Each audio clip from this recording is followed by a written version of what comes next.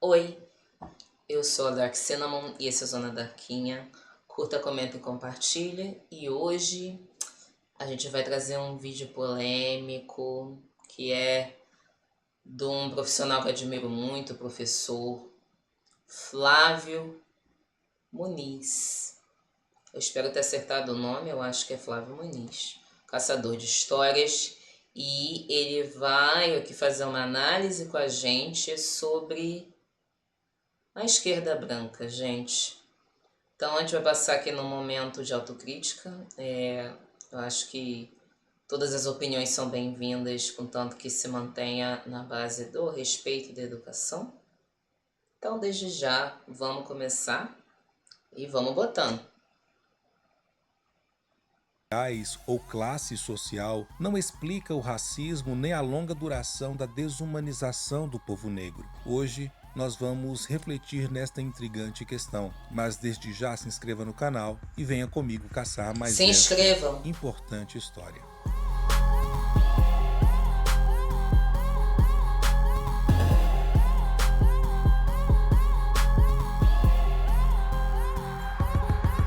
A nossa viagem de hoje ela começa na cidade de Cape Town, na África do Sul.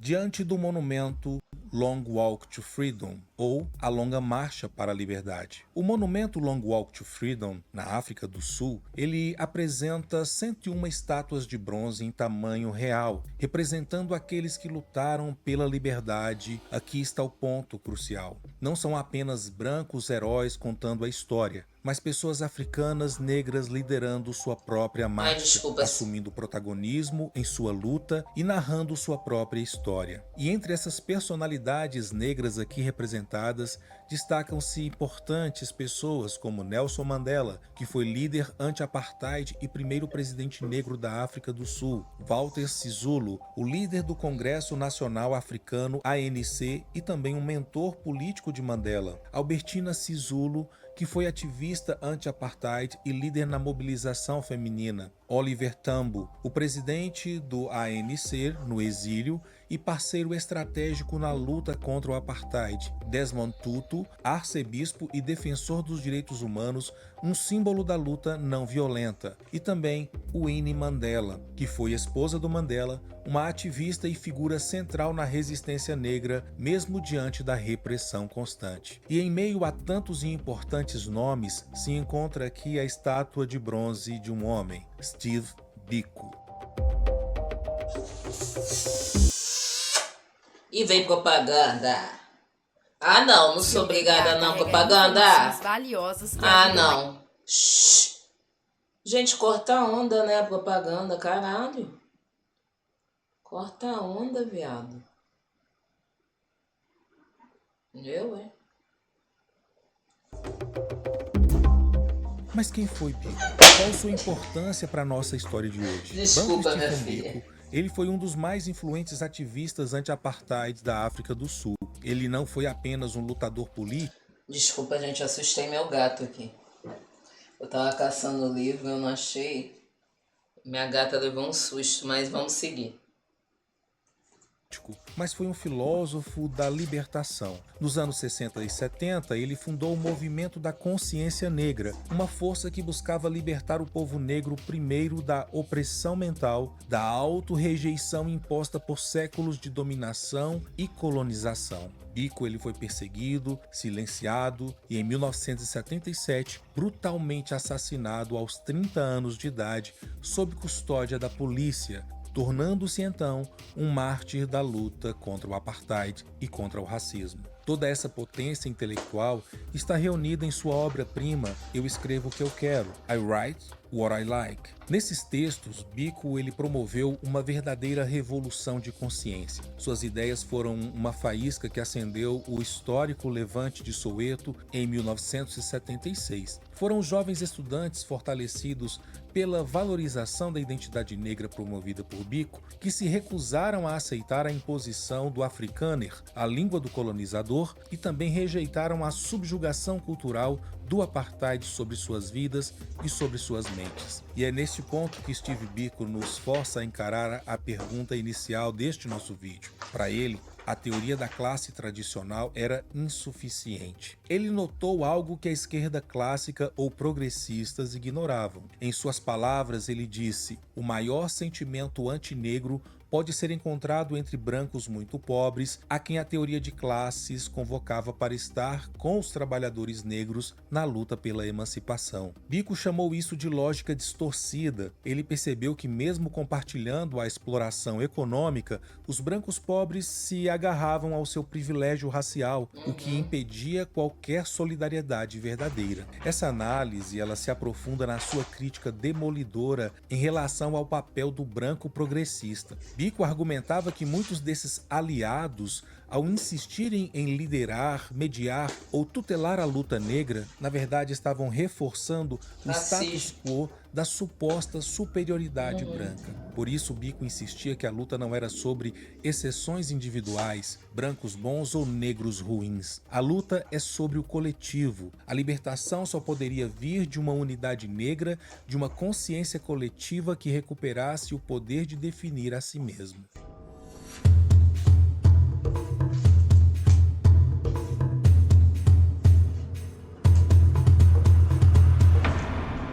Vamos voltar um pouco no tempo. No início do século XX, a análise de classe ela acabou se consolidando como uma das ferramentas centrais para compreender as desigualdades sociais e os mecanismos de exploração econômica. Inspirada no pensamento de Karl Marx, esse tipo de abordagem parte da contradição entre burguesia e proletariado, entre os detentores dos meios de produção e aqueles que apenas possuem sua força de trabalho. Essa leitura ela revelou de forma contundente como a riqueza de poucos depende da pobreza de muitos e como as relações de produção estruturam as demais dimensões da vida social. Mas quando se aplica essa lente à experiência dos povos negros, tanto na África quanto na diáspora ao redor do mundo, algo acaba escapando. O modelo econômico ele é poderoso, mas ele é insuficiente. Ele explica a exploração material, mas ele não alcança a desumanização simbólica, a inferiorização dos saberes, ou epistemicídio e a violência psicológica que acompanham a opressão racial. É essa insuficiência que Steve Biko, na África do Sul dos anos 70, ele acabou transformando em ponto de partida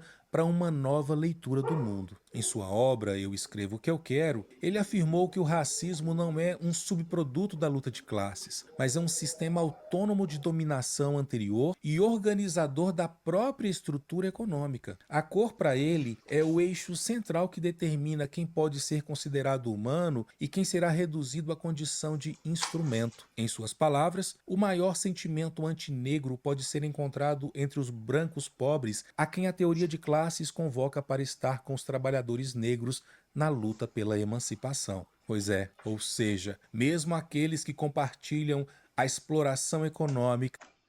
Falei disso aqui várias vezes em outros momentos, de que tem um ressentimento branco. O branco pobre, ele tem um ressentimento por ser um branco pobre e ele está ao lado de negros. E a gente já viu em outro vídeo, se você não acompanhou, no vídeo que o Kobori faz análise da escala 6x1, eu faço essa reflexão dos brancos pobres, né? E eu mostro uma matéria com todas as estatísticas, números e dados e caralho a quatro, que comprova que as pessoas brancas pobres, para essas pessoas tem uma possibilidade de ascensão social, porque é assim que a sociedade se estruturou, para que ocorresse a mobilização social, a ascensão social de pessoas brancas.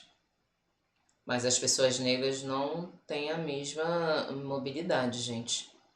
A gente viu que para a pessoa negra, para a geração, para ocorrer a mobilidade social de pessoas negras na sociedade, demora por volta de 3, 4 gerações.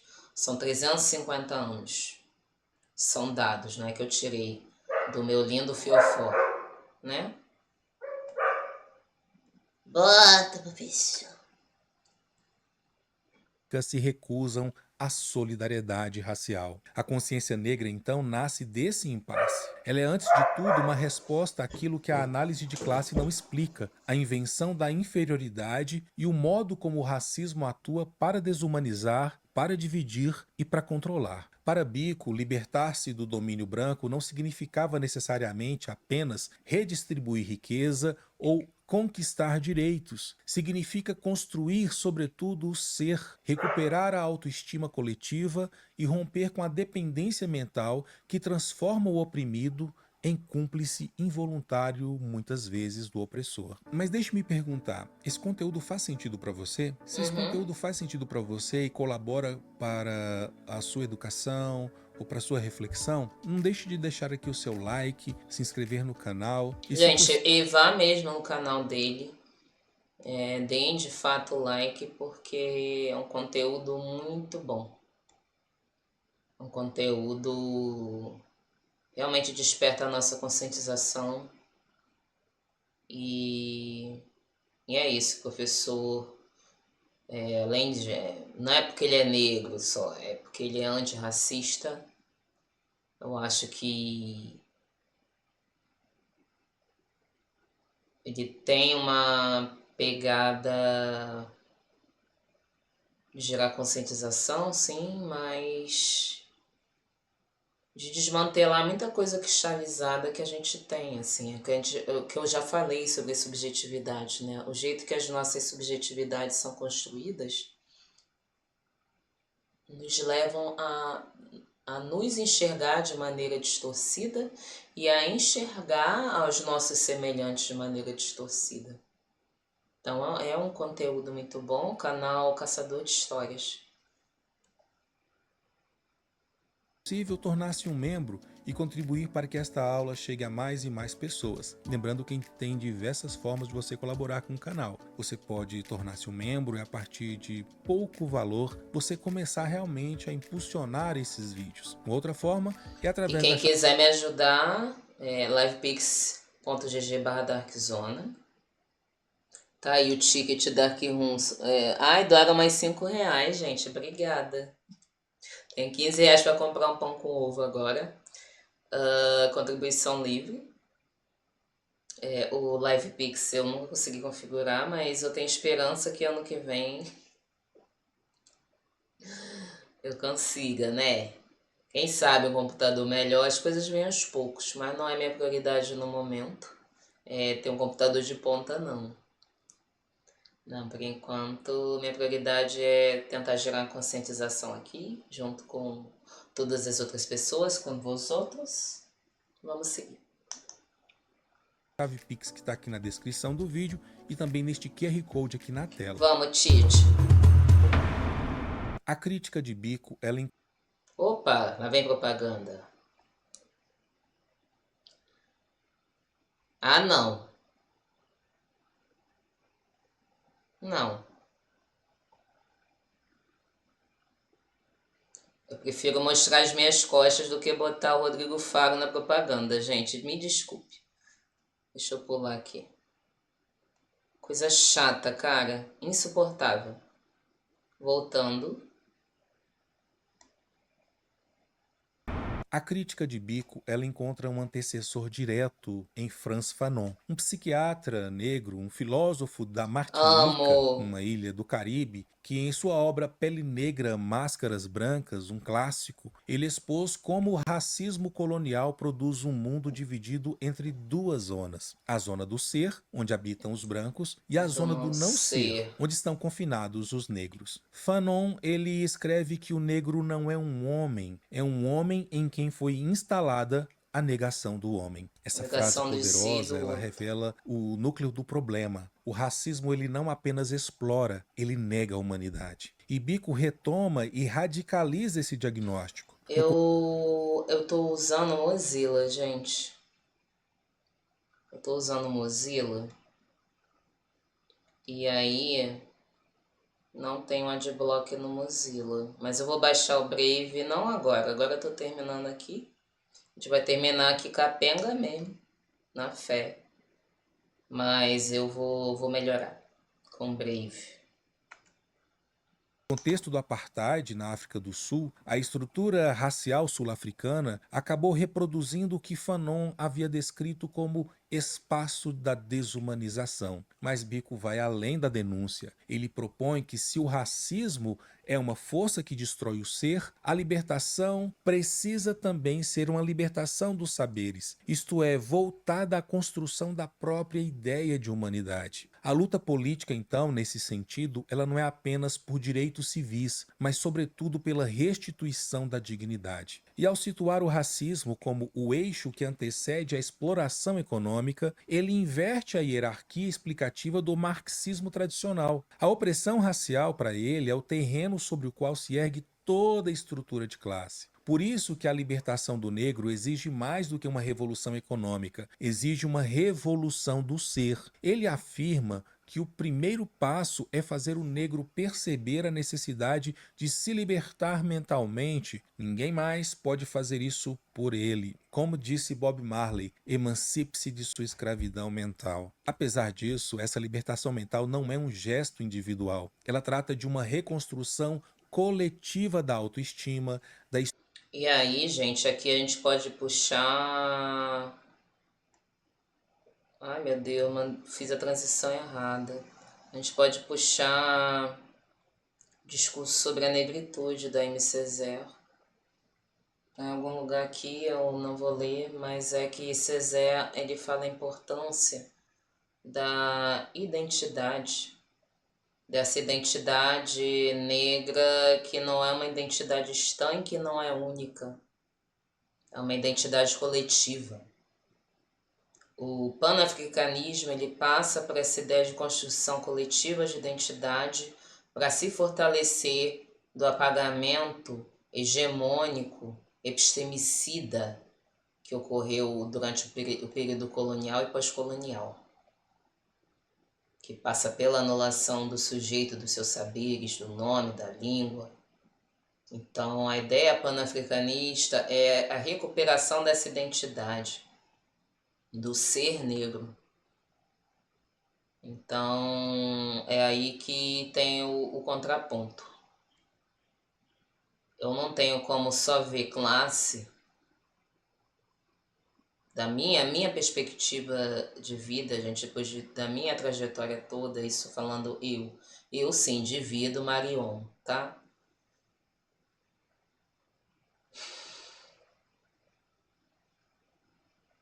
É ser muito desonesto se você só olha a classe e você não vê raça, porque você está negando o passado histórico e todo o resultado que é catastrófico, que é decorrente dessa hiperexploração predatória que foi feita pela Europa nas colônias. Você só olha a classe por classe, eu só vejo classe e não vejo cores, é ser muito desonesto.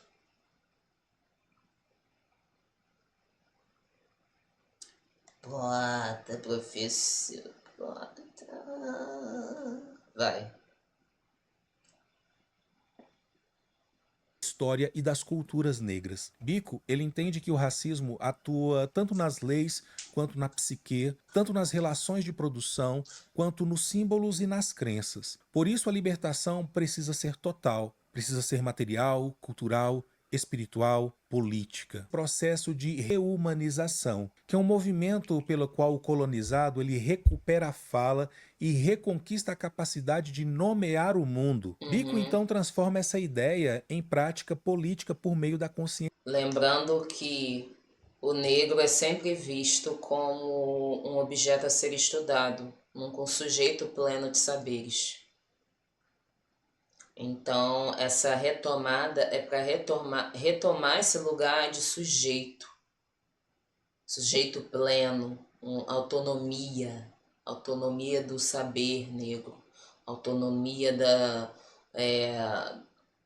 identidade, das identidades, autonomia linguística, autonomia da oralidade, que é totalmente diferente, antítese do que é o ser branco, né? Se o negro é tudo que o branco não é.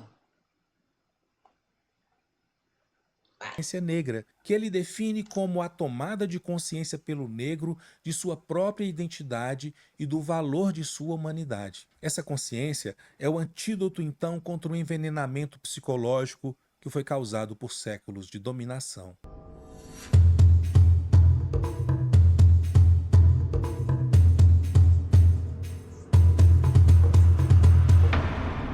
Veja só, o núcleo da reflexão de Bicco. Ah, não, mano. Outra propaganda, gente. Realmente eu vou instalar esse Brave aí. Qual é o nome mesmo? É Brave. Puta que pariu, cara. Coisa chata, olha. Vamos lá, vamos botando, vamos seguindo. Veja só, o núcleo da reflexão de Bicco está em sua crítica direta a esta análise de classe. Na sua obra, Eu Escrevo o que Eu Quero, ele tem uma observação interessante de que a teoria marxista clássica, ela parte do princípio de que as divisões sociais derivam das relações de produção. Contudo, na África do Sul, essa explicação não bastava. O racismo não se limitava a refletir a estrutura econômica. Ele, o racismo, que definia essa estrutura. A cor da pele é o critério que decide quem será proletário e quem poderá ser burguês. Foi o que Bicco disse. Para ele, o marxismo ignorava a dimensão psicológica e a dimensão cultural da opressão. Ele percebe que os brancos pobres, mesmo submetidos em condições análogas aos negros, em dificuldades econômicas, eram os primeiros a odiar os negros. E esse comportamento, segundo ele, acaba desmontando a ideia de que a consciência de classe possa unir automaticamente os oprimidos. Não O vai. racismo funciona como uma barreira simbólica Uhum, que impede a solidariedade. E uhum. Bicco nos Por quê, gente? Porque as pessoas brancas, eu te falar, e é algo que é muito da. Você tem que estudar muito análise social e até psicanalítica, assim. Por quê? O alívio da pessoa branca pobre é saber que ela não é negra.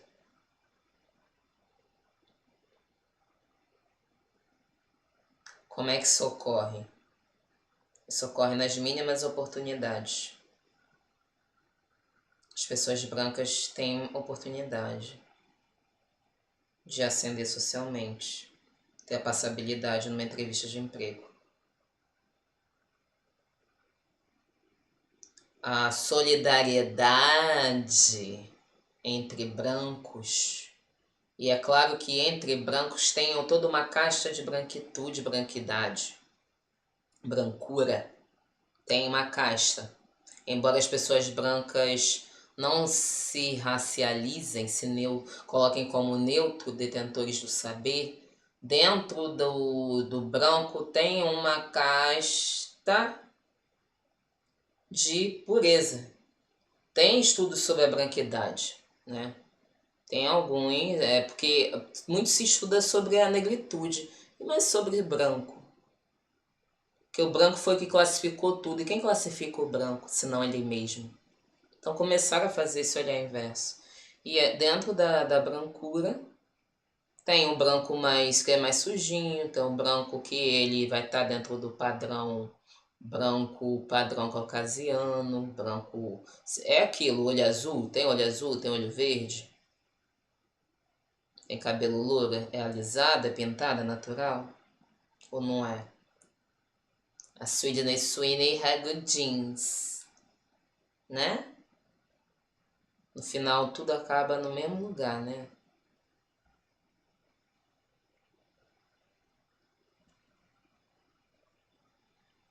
Classe, raça, gênero estão emaranhados. Eu entendo que tem que bater na coluna no ponto estrutural, porém tratar essas pautas como coisas separadas pode ser perigoso, gerar rupturas entre os nossos.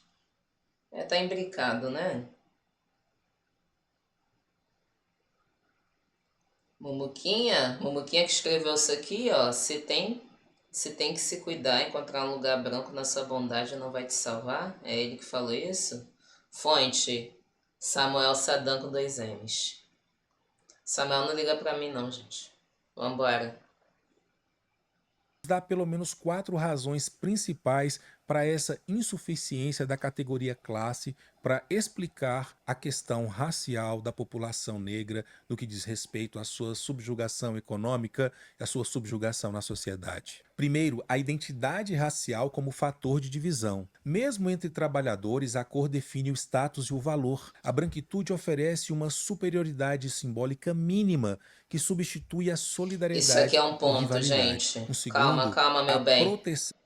Calma. Dentro desse quesito que ele falou, que mesmo na escala de fudidos trabalhadores, tá? Vamos olhar aqui, só classe trabalhadora. Eu já contei para vocês uma coisa que aconteceu comigo, né? Que eu trabalhava no Tenkai. Falei o nome mesmo, já faliu, posso falar o nome. Que era um restaurante chiquérrimo em Ipanema, na Prudente de Moraes. Era um restaurante japonês de 4 andares, vocês terem noção, que fazia fila na porta, que tinha até saquê com pedaços de ouro dentro. E eu era lavadora de prato. Eu era uma das poucas que tinha inglês, se não a única que tinha inglês. Nunca me botaram para ser garçonete. Eles pagaram um intensivo lá de inglês, sei lá do que era obrigação dos garçons e garçonetes aplicarem, fazerem. Eu, lavadora de prato.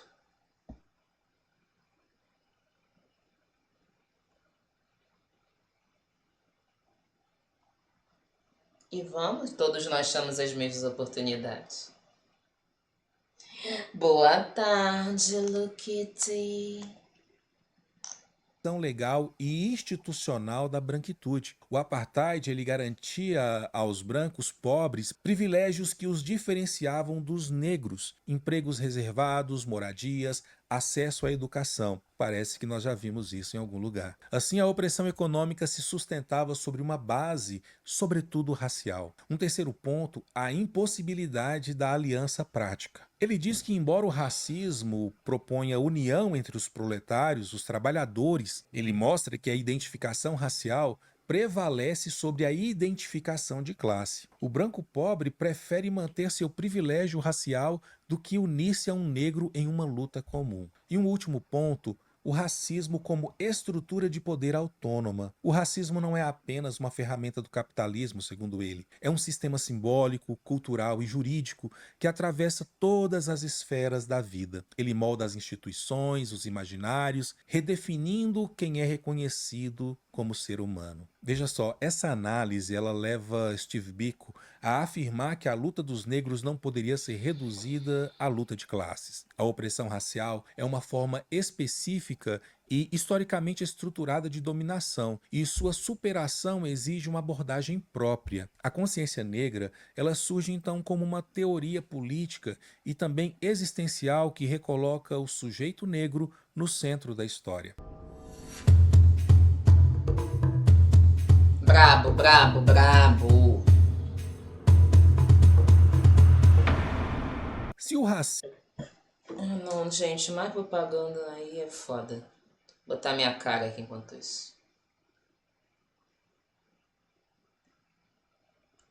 Aí fica difícil, né?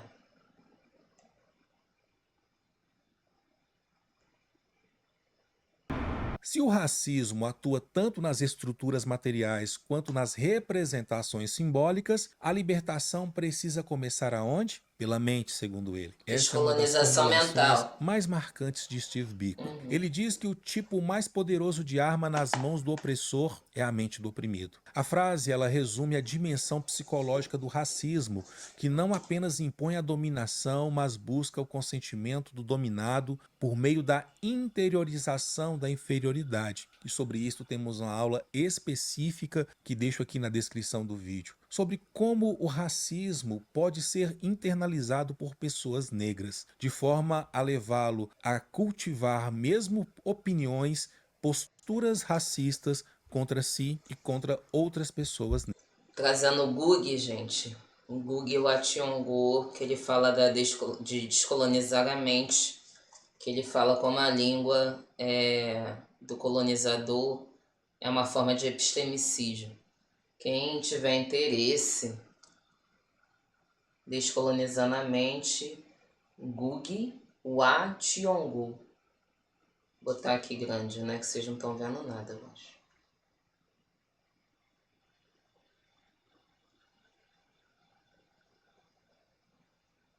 Vale a pena, vice. Vamos voltar e vamos botar. Negras. Mas para Steve Biko, a opressão racial ela não se mantém apenas pela força física ou pelas leis do apartheid, no caso da África do Sul. Ela se sustentava porque os negros, por séculos, foram ensinados a duvidar de si mesmos, a admirar o branco como modelo de civilização e a negar a sua própria história. Essa alienação é a colonização da mente. No seu livro Pele Negra, Máscaras Brancas, ele descreveu o desejo inconsciente do negro colonizado de tornar-se branco, de mascarar-se com os valores e símbolos do colonizador. Biko ele reconhece essa mesma ferida na África do Sul e propõe a sua cura, a consciência negra. O que é então a consciência negra para Biko? Nós já temos aula aqui no canal e vamos ter mais aulas este mês sobre este tema. A consciência negra é o processo pelo qual o negro deixa de se ver pelos olhos do branco e passa a reconhecer-se como sujeito pleno, como sujeito digno, e também produtor e criador de cultura. É uma revolução espiritual,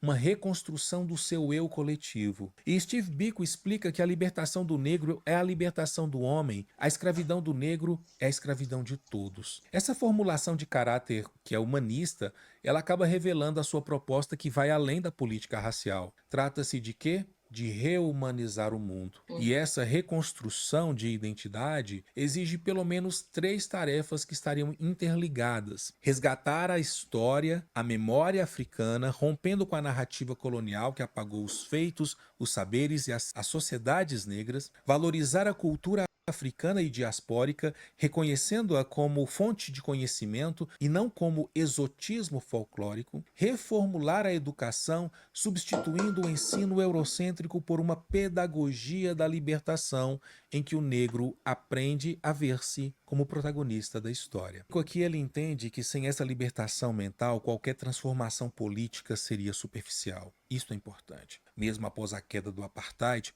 um povo que ainda se sente inferior. Pedagogia da liberdade, lembrou Paulo Freire. Vamos, segue.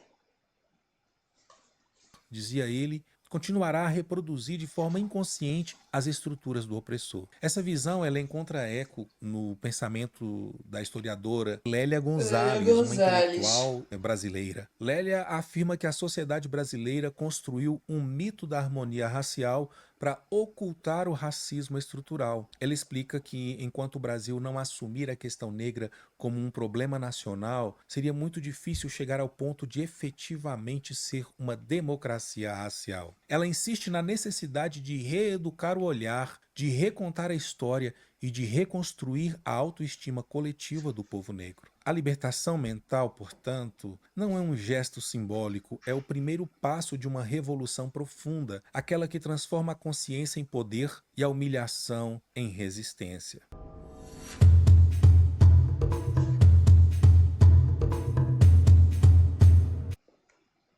Eu acabei abrindo o discurso sobre a negritude aqui, mas em outro momento eu leio para vocês. Que esse vídeo me lembra muito do discurso sobre a negritude da Aimé Césaire, porque Césaire fala da importância da identidade e a maioria das pessoas de esquerda não vê importância na identidade, fala que é identitarismo. Mas já aproveitando o embalo, já que eu tô com o livro aberto, eu vou ler só o final do discurso sobre a negritude.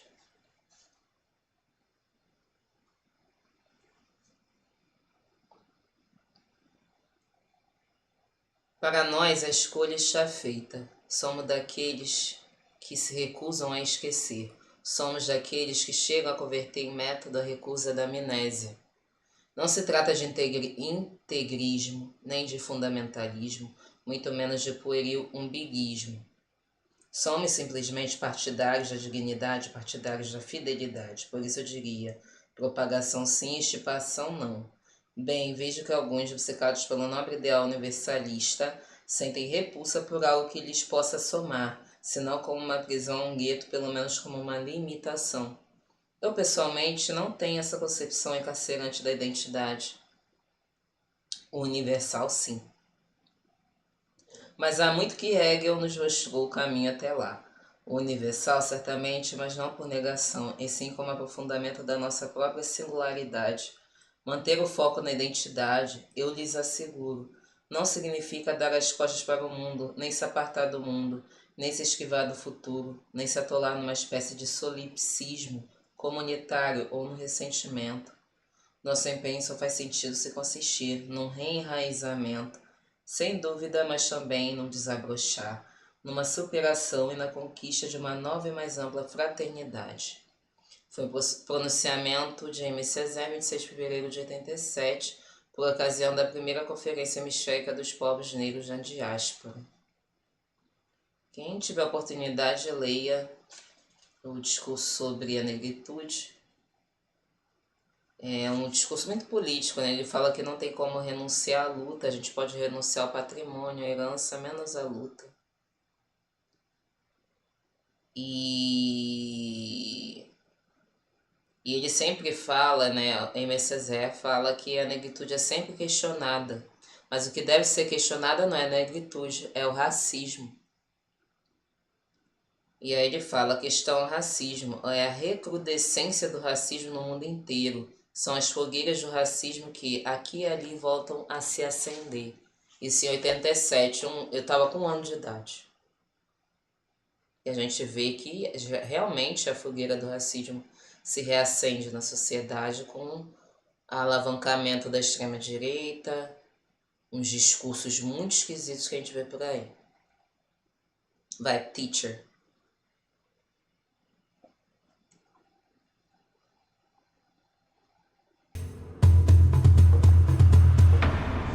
Diante disso, então, qual seria o papel do branco progressista? Ah, não, gente, outra propaganda, olha. If you're a student, Vai here's how you tomar.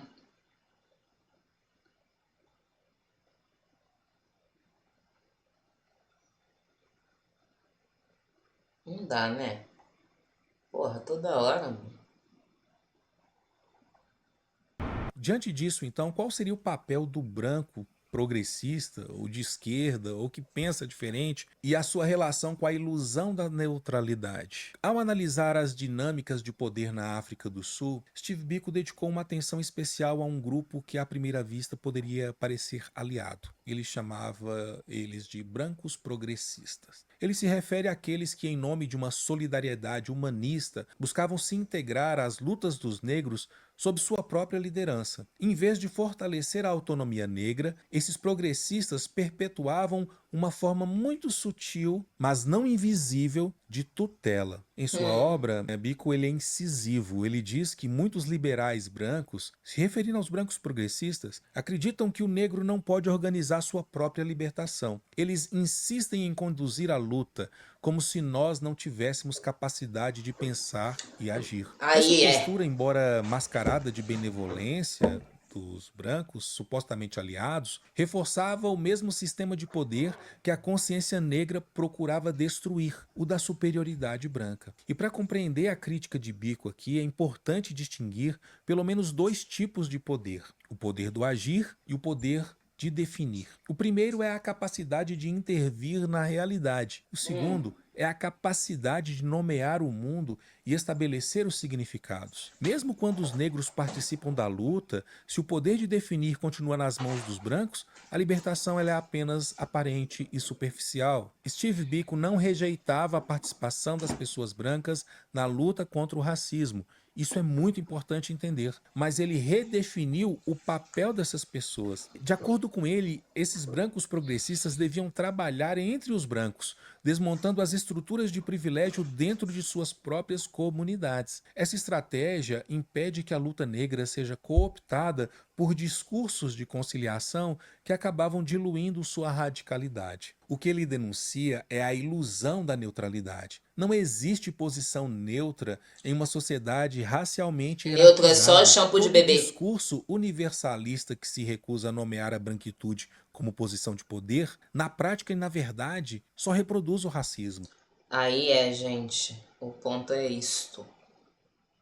Quando você tenta neutralizar, acachapar as subjetividades, a cultura, tudo, os saberes de outras pessoas, isso é racismo também. Quando você, que é uma pessoa branca, de esquerda, radical, progressista, mas que você acha que uma pessoa negra ela não tem uma capacidade de autogestão, aí você quer tutelar, você tem que falar pelo negro, e o negro tá ali só de, no final das contas, só de token, só de chaveiro, isso também é racismo, sabe? É a gente reconhecer o que é e que não é, nomear as coisas e mudar, né, gente? Eu acho que as pessoas brancas têm mais que ouvir e aprender, para a partir daí ir para os seus, aí sim, nos seus grupos e levar uma outra perspectiva de que, cara, isso aqui é racismo.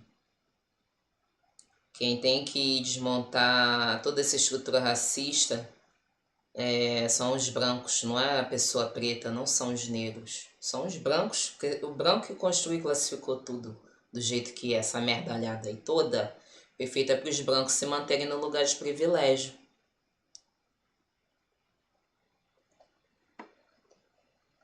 Boa tarde, Alencar. E essa Welcome back. crítica, ela ecoa na análise de Abdias Nascimento, um intelectual negro brasileiro. Em sua obra O Genocídio do Do Negro negro Brasileiro, brasileiro. ele descreveu a política brasileira de inclusão simbólica e de exclusão real, onde o branco liberal celebra a cultura negra enquanto nega aos negros o poder de decidir sobre ela. A consciência negra, tanto em Bico quanto em Abdias do Nascimento, Sim, exige sim, Luke, para ser antirracista, a gente precisa reconhecer o nosso racismo. E quando se trata de uma pessoa branca que se beneficia, que se privilegia de toda uma cadeia construída a partir do momento que ela se neutraliza e pertence àquele círculo racial branco, para a pessoa ser antirracista, ela tem que reconhecer os seus privilégios e tem que negar os seus privilégios. Porque ser antirracista não é fácil, gente. Não é só falar, eu sou antirracista. Não, meu bem. Falar até papagaio fala. Para você ser antirracista, tem que reconhecer o seu racismo, o racismo em si, o racismo ao seu redor e começar a ser o branco insuportável. Porque você vira insuportável, gente. Você vira a pessoa indigesta. Quando você começa a fazer apontamento dos erros entre os seus, você é visto como persona não grata. Lá vem o problemático, o militante, achando que é preto ele. Só quer ficar falando de coisa de preto agora. Tá? Bota, bota. o oposto, que os negros falem por si, que construam seus próprios espaços e definam seus próprios caminhos. Em resumo, a consciência negra é incompatível com qualquer forma de tutela. A libertação verdadeira nasce da autonomia, e autonomia significa poder de nomear, poder de organizar e poder de decidir. Inclusive, poder de nomear a si mesmo. Porque até o direito do nosso nome, enquanto uma mulher negra, e todo mundo aqui tão colonizado quanto eu, mas o nome. Eu traduzi meu nome, né? Porque Dark Cinnamon é um nome bem colonizado, né? Que eu escolhi lá em 2013, quando eu comecei a performar. E aí eu traduzi pro Yorubá, ficou Olorum, Olorum Dudu. Meu nome, meu nome Yorubá é Olorum Dudu. Olorum Dudu. Eu tenho um nome de nação, para quem não sabe, quando a gente passa por dentro do axé, do candomblé, a gente recebe um nome. Só que esse nome ele não é dito. Esse nome ele não é dito para ninguém. Só eu, o meu orixá, sabe o nome que é. Isso é interessante, né? Porque eu sou uma EQED. EQED é como se fosse uma pessoa que ela tá na casa de axé para zelar pela organização, pela parte mais, digamos, até burocrática mesmo da coisa, que é gerir uma casa de candomblé. Não é fácil, não é gerir de dinheiro, não, é ser responsável pelo andamento da casa. Você é responsável por zelar pelo orixá, cozinhar, cozinhar ebó, cozinhar bori, cozinhar todas as funções. Em geral, se a casa é pequena, é você que vai fazer tudo, se tu for EQED. O Ogã, que é o cargo dado aos homens, que geralmente está relacionado à proteção física do terreiro mesmo, porque teve muita perseguição política, contexto Brasil, tá? A gente falando Brasil. Teve muita perseguição política aos terreiros de candomblé, que foram endemonizados, né? Desde sempre perseguidos, porque negros não havia possibilidade de reunião para pessoas pretas. Por isso que a reunião de culto era vista como algo também subversivo e perigoso. A gente sabe que teve a lei da vadiagem, a lei de vadiagem também afetava os terreiros. A macumba, como ficou vulgarmente conhecido, era perseguida desde sempre, né, gente? A gente tem uma retomada disso, só que não pela lei da vadiagem, mas pelo racismo religioso mesmo, né? Onde as igrejas neopentecostais estão cada vez mais dentro das comunidades e estão expulsando os terreiros dessas comunidades. Mas enfim, o Ogã, que é a função masculina, ele tem função de corte. Corte é porque ele dá, é o dar de comer a orixá e exu. Geralmente são ogãs, algumas equedes também têm. E mães de santo são pessoas com cargo para dar de comer ao orixá, ao assentamento. E a função do Ogã na época de grande repressão às religiões de matriz africana, aos terreiros, a função dele era física mesmo. Era ele que ia bater de frente com a polícia. Então tem toda uma hierarquia, né? Enfim. Depois dessa grande divagação, vou voltar pro vídeo. Não, o Rio de Janeiro, se eu for estudar essa parte aí de narcopentecostalismo. Não é narcocristianismo, não. É narcopentecostalismo. Porque cristianismo é toda crença que acredita em Cristo, em Deus. Pentecostal é relacionado à igreja pentecostal. Meu Deus, apareceu vocês na tela, gente. Olha que loucura. Deixa eu botar aqui direito. Pronto.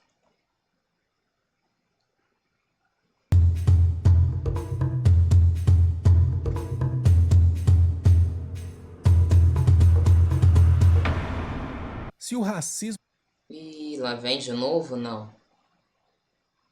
Na conta Aí do Zey você tem uma contabilidade completa a partir de 190. É verdade. Quem quiser me doar 195 por mês, gente, eu tô aceitando, tá?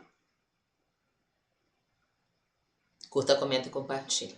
a solidariedade cura. Essa é a essência do projeto político de Steve Biko. A consciência negra não é apenas uma tomada de consciência individual, mas é uma estratégia coletiva de unidade. E ele compreendeu que o apartheid sustentava sua força não apenas pela repressão policial, mas pela manipulação das identidades das pessoas negras, das pessoas africanas. Ao classificar as populações em africanos, mestiços, indianos, o regime colonial ele criou hierarquias internas que impediam a construção de um sujeito político comum. Vocês estão entendendo, gente, que essas classificações, essas subdivisões do negro, onde o negro retinto, o negro com a pele mais escura, tem menos valor social do que um negro mais claro, isso foi feito para dividir, para as pessoas não verem valor na sua negritude, ser negro. E essa estratégia colonial ela foi muito bem arquitetada, inclusive no Brasil. Por isso que eu sou contra o discurso de parditude. Aquilo foi construído para justificar a supremacia branca, tá?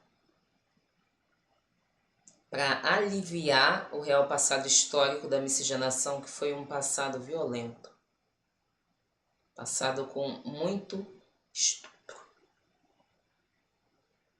muita violência. Eu já falei aqui outras vezes, né? Até hoje nessa live aqui, quem quiser volta lá do início.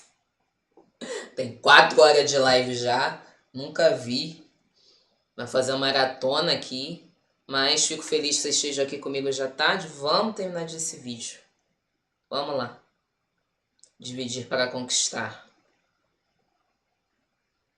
Biko foi redefinir então o que significaria o termo negro, e esta ideia é profundamente importante. Para ele, o negro não é apenas aquele que tem a pele escura, mas todo aquele que é oprimido pelo sistema de supremacia branca. É o que nasce desse encontro da identidade contra a ideia de superioridade racial branca, sobre a qual temos diversas aulas aqui no canal e deixo na descrição algumas delas para você conferir. Ele descreve: chamamos de negro todo aquele que sob as condições atuais é identificado como tal e sofre com a discriminação sistemática. Essa redefinição é profundamente política. Ao transformar negro em categoria de solidariedade, ele desmonta a lógica do apartheid e constrói uma nova consciência, a de que a libertação de um só grupo é impossível sem a libertação de todos os grupos. A solidariedade negra seria, então, um movimento dialético. Ela surge da opressão, mas transcende a opressão. Enquanto o racismo organiza o mundo pela diferença, a consciência negra organiza pela comunhão de destino. Seria uma revolução ontológica, porque altera o modo de ser dos sujeitos. Faz o negro deixar de ver-se apenas como oprimido e reconhecer-se, sobretudo, como agente histórico de revolução e de resistência. Essa ideia, ela dialoga diretamente com a teoria da dialética do senhor e do escravo, que foi proposta por Hegel, mas foi reinterpretada por Fanon. O senhor depende do reconhecimento do escravo para afirmar sua humanidade. Quando o escravo desperta e reivindica esse reconhecimento, toda a estrutura de dominação se abala. A consciência negra é esse despertar, o momento em que o oprimido reconhece seu próprio valor e, ao fazê-lo, destrói o mito da superioridade racial branca. A solidariedade negra, portanto, seria mais do que uma união política, seria uma reconstrução do humano no interior do próprio processo histórico. É o ponto em que a consciência negra se torna ao mesmo tempo filosofia, história e ação.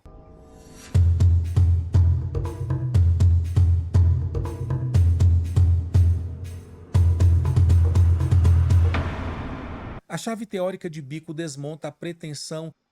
Ai, meu Deus.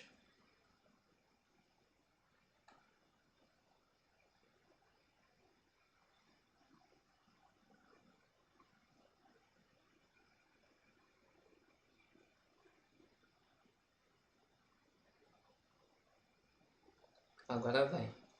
A chave teórica de Biko desmonta a pretensão universalista da leitura classista europeia, justamente porque ela revela o ponto cego que a própria Europa produziu, a raça como pré-condição do capital. A consciência negra não é uma invenção provinciana do apartheid. Ela é o nome do retorno do real histórico que o Ocidente tentou encobrir. O que Biko está dizendo quando diz que o ódio ao negro é mais intenso entre os brancos pobres do que entre a classe dominante é que raça não é derivado da economia. É um instrumento de fabricação da própria economia moderna. Esse é o fio que costura a África do Sul, as Américas e a Europa, que se envolveram num projeto escravocrata de séculos. A consciência negra, ela revela então o coração sujo do mundo moderno. Trabalhadores brancos que preferem o salário simbólico da branquitude a qualquer solidariedade possível com trabalhadores negros. E, infelizmente, isso é universal. É por isso que Biko serve para pensar o Brasil, para pensar Cuba, Colômbia, Argentina, Estados Unidos, França, Inglaterra, porque a hierarquia racial não é acidente. Ela foi e é a arquitetura da modernidade. A escravidão foi o primeiro modo de produção aqui. E o escravizado não era um trabalhador explorado. Era aqui considerado como um não humano, Bem apesar de imóvel, buscar na luta cativo. reafirmar sempre a sua identidade e a sua vida emancipada de sujeito, como sujeitos históricos e de direito que se propunham a ser na sua resistência e na sua rebeldia. Se o negro aqui não entra na classe, não é porque é pobre, é porque ele foi construído Ele é como um negro. não ser. A democracia racial é uma farsa cognitiva que transforma o racismo estrutural em normalidade. Classe não explica o negro brasileiro. Classe não explica o negro latino-americano. Classe não explica sequer o negro europeu. Porque em todos esses contextos houve Estado,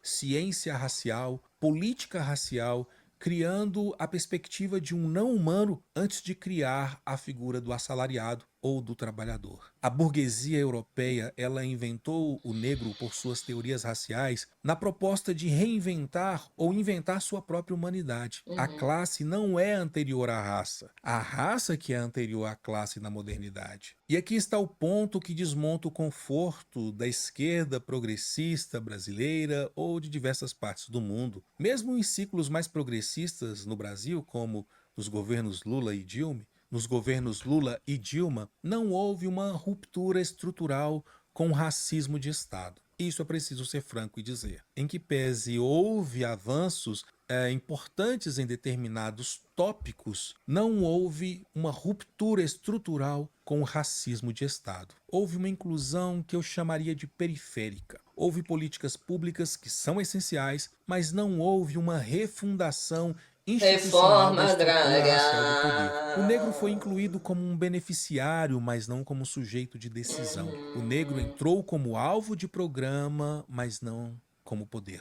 E é por isso que o negro virou uma imagem de propaganda, um totem, um símbolo, mas não virou um cartógrafo do Estado. A prova aqui ela é simples e é brutal. Não houve ruptura no topo. Não houve negros no comando do STF, com exceção de Joaquim Barbosa, como já dissemos em aulas anteriores. Um Brasil que passou 70 anos sem ter nenhum ministro nomeado. A última nomeação foi do Joaquim Barbosa em 2003, que ficou até o ano de 2014. E desde então, nenhum outro ministro ou, historicamente, nenhuma ministra negra. Nunca houve paridade nos ministérios estratégicos, mesmo em governos progressistas, sejam eles do Estado, de cidades ou mesmo federal. Não houve reforma institucional da máquina do Estado que desmontasse a branquitude como um padrão de nomeação, como um padrão de mando. E isso confirma o diagnóstico que Biko fez na década de 70. Distribuir renda sem redistribuir humanidade não produz libertação, produz gerenciamento. As classes podem mudar de cor na base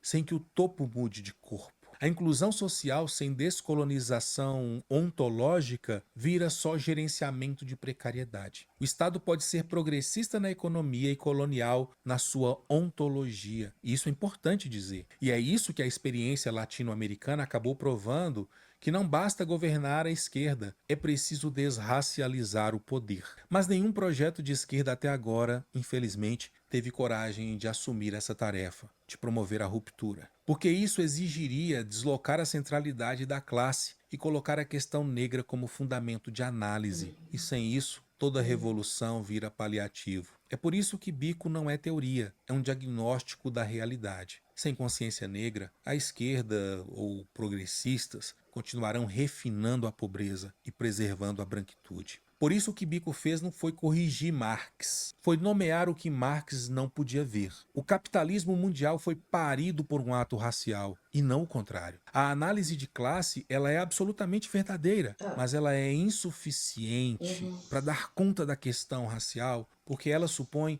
um humano universal que nunca existiu para as pessoas negras. O negro nunca entrou na categoria humana originária que permitiria disputar o campo econômico como classe. Apesar de ter havido esforços para interpretar essa situação, como na obra de Florestan Fernandes, a inclusão do negro na sociedade de classes, que tentava possivelmente encarar uma leitura desta sociedade. Mas o negro foi o corpo que fundou o capital, mas não como sujeito de troca, como carne. A libertação negra, então, não é um capítulo da luta de classes. É a luta que vem muito antes. É a luta que torna possível que classe, inclusive, exista. É por isso que a consciência negra é o ponto de partida. Que vídeo, Sem né? reumanização, não há revolução. Caralho. Sem recuperar o ser, não há economia para redistribuir. E talvez bom. essa seja a síntese final, quando Biko demonstra que a emancipação do negro é uma luta ontológica. E uma luta ontológica é sempre uma luta política. E essa luta política é a única capaz de produzir o futuro. E você, o que achou desta reflexão de hoje? Deixe sua opinião nos comentários.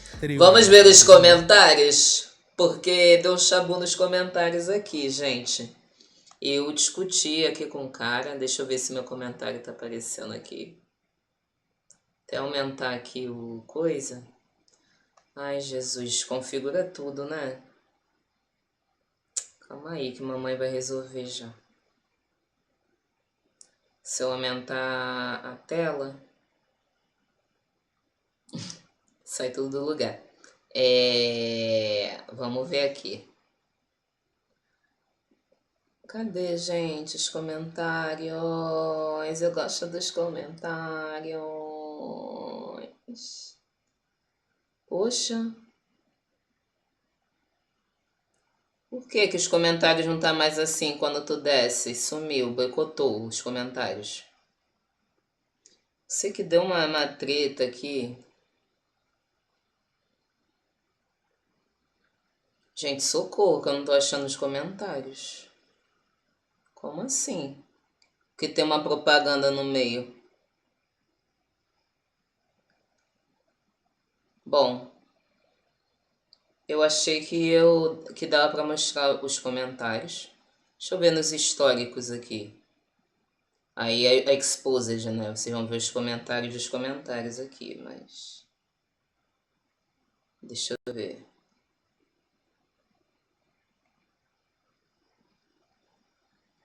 Ah, o menino falando que eu devia fazer ASMR.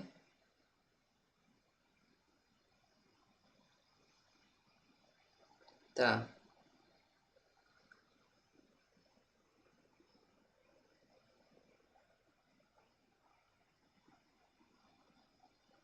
Aqui, ó, esse cuzão aqui. Vamos nos divertir? Ó, o bonito falou no comentário desse vídeo. Não explica porque a sociedade capitalista é dividida em classe e não raça. Ele viu o vídeo com o cu dele. Existem brancos e negros tanto ricos como pobres. Não sei onde está a sua dificuldade em entender isso.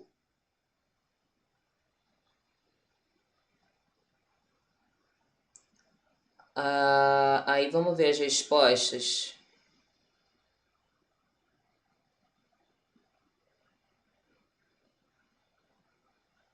Aí o eunuco aqui falou que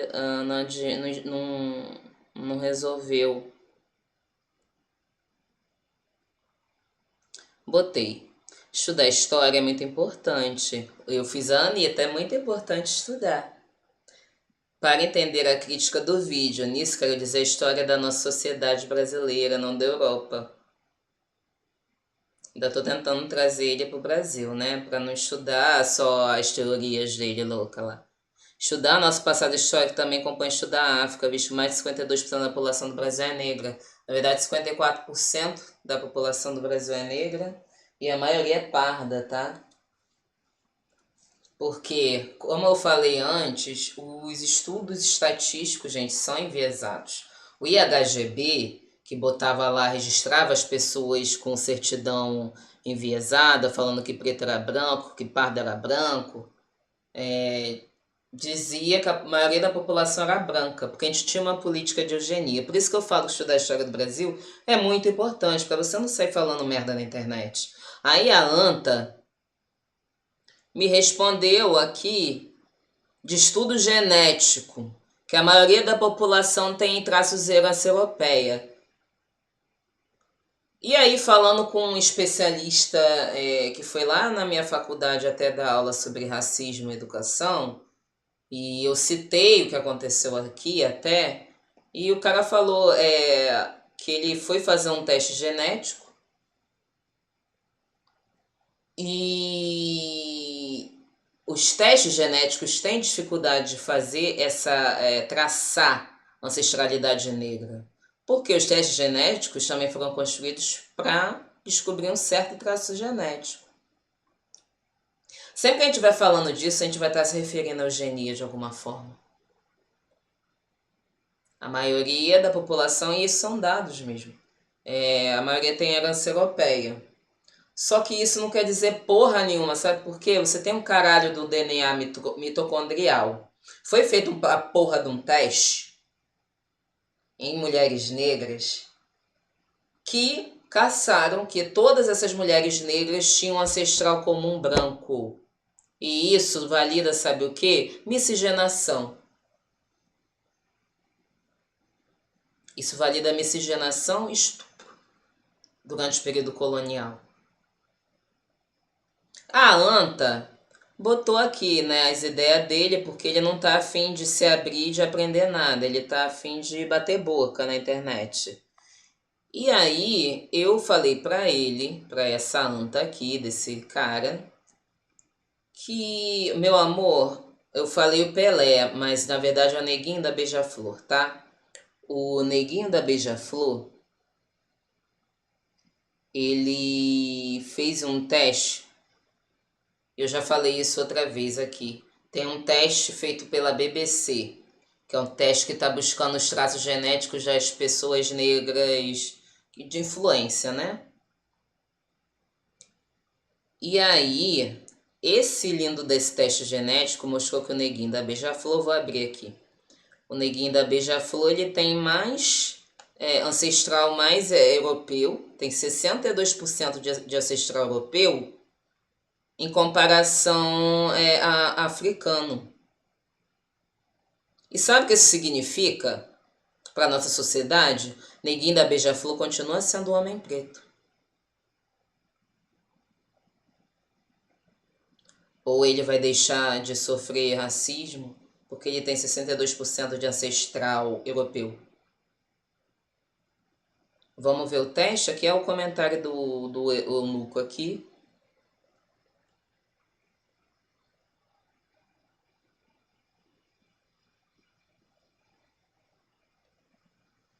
Ele não sabe nem o que é negro. Negro é a população preta e parda. E sim, é uma leitura social que veio a prevalecer políticas públicas. Os indígenas também eram chamados de negros da terra.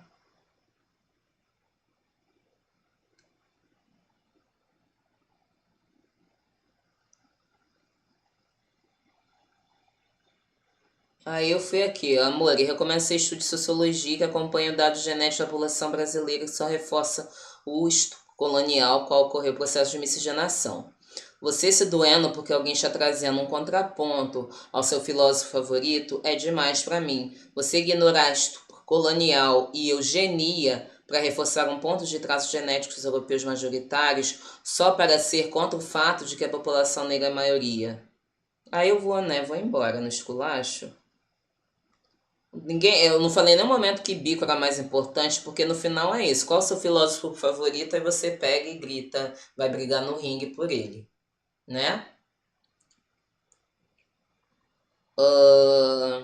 Para reforçar um ponto de traços genéticos europeus majoritários, só para ser contra o fato de que a população negra é a maioria. Veja só, querido camarada. Aqui eu falei Pelé, mas é o Neguinho da Beija-Flor. Era negro, retinto e possuía em seus genes mais traços europeus do que africano. No entanto, eu posso dizer que ele era branco? Só a partir desse dado eu já quebro sua argumentação ridícula que diminui a causa negra. Sim, o que as pessoas veem em mim é que sou uma mulher negra. Não vão pedir teste de DNA para evitar que eu leve tiro da polícia ou que eu não seja seguida dentro do supermercado de uma loja de conveniência. E sim, eu tenho ascendência europeia também, porque houve um processo colonial gigantesco, a qual eu não tive escapatória, nem ninguém, né? Que descende, que é miscigenada, que é parda, que é negra, que é parda. Não sei se você lembra, né, que teve esse processo colonial, além de relações interraciais que passaram a ocorrer na política de clareamento racial. Antes de falar merda, reflita. E o cara continua aqui, Steve Biko é menos importante que Marx, Ai, gente, pelo amor de Deus, sabe? Melhora. Se tu quer ser racista,